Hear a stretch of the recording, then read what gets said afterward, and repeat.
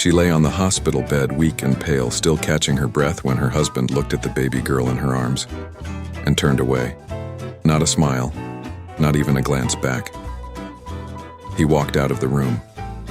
And when he did, he walked out of their lives. His mother, who once called Aisha my daughter, didn't show up. His sisters, who danced at the wedding, never came to say congratulations. His brothers didn't bother with a call.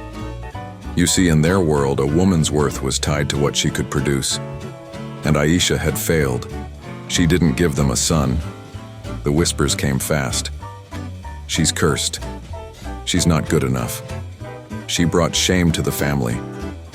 Within a week, her husband packed his bags and said, "I'm going back to my real home. You can stay here with your daughter." Your daughter, as if he had no hand in it, as if she created that child on her own. Aisha cried for days, not because he left, but because her daughter, tiny, innocent, and barely a week old, was already being punished for simply being born. She named her Zara. It means princess in Arabic. Because in her eyes, that's what she was, pure royalty. Life wasn't easy. She worked 3 jobs, cleaning houses during the day, sewing clothes at night, and selling snacks at the roadside on weekends. People looked down on her. Landlords tried. Some men pretended to want to help, but only wanted her body, but she never gave in. She raised Zara with dignity, with strength, with love. She never told her, "Your father left us." She told her, "We don't need anyone who can't see your worth." Zara grew up without a silver spoon, but she was rich in wisdom.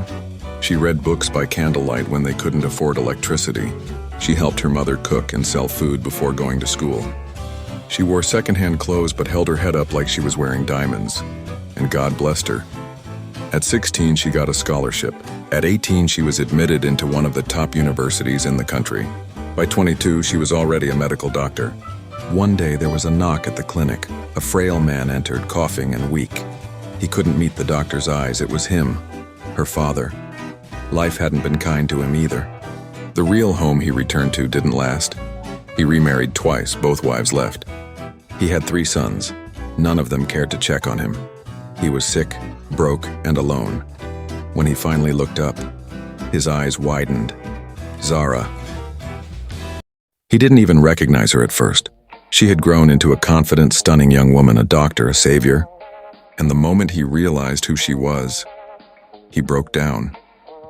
"I'm sorry," he whispered. "I was wrong. I made a terrible mistake." She looked at him, calm, composed. "My mother raised me to forgive," she said, "so I will treat you like any other patient. But as a father," she paused, "you gave up that title a long time ago." That same week, his mother, Zara's grandmother, called Aisha for the first time in 23 years. She begged to see her, said she had changed, said she wanted to apologize. But Aisha didn't answer the call with bitterness. She met her, hugged her, forgave her. Because Aisha knew, peace isn't about who wronged you. It's about who you choose to be despite the pain.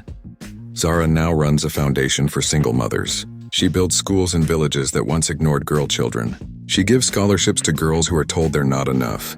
And every time she stands on a podium or appears on TV or saves a life, the same people who once rejected her now clap the loudest. They tell others, "That's our daughter." But the truth is, they lost her the day they turned their backs. To every woman abandoned because she gave birth to a girl, know this, you did not fail. To every girl who was treated like a mistake, remember, you are the miracle. Because the ones the world throws away are often the ones God lifts the highest. And sometimes the child that wasn't wanted becomes the person the whole world needs.